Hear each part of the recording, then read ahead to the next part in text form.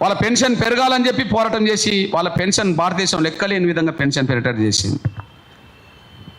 తెల్ల ration card బియ్యం కోట 4 కిలోలు ఉంటే పేదవాడి బియ్యం కోట పెరగాలని చెప్పి ఎక్కడ లేని విధంగా ఇంకొక 2 కిలోలు పెంచి 6 కిలోలు చేసడంలో ఎంఆర్పిఎస్ పాత్ర పోషించింది.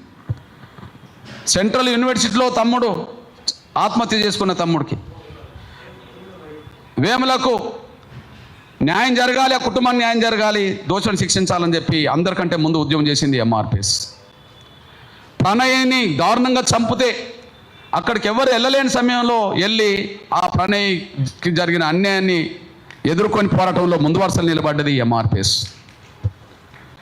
ఎవరికి ఎక్కడ అన్యాయం జరిగినా వీలైన మేరకు అండగా నిలబడాలని చెప్పి ఎంఆర్పిఎస్ తమ వంతు పాత్ర పోషించుకుంటూ వచ్చేసింది. ఒకవైపు వర్గీకరణ అంశాన్ని వదలకుండానే మరొక వైపు సమాజం పట్ల బాధ్యత వివరిస్తూ వచ్చారు. ఇకపోతే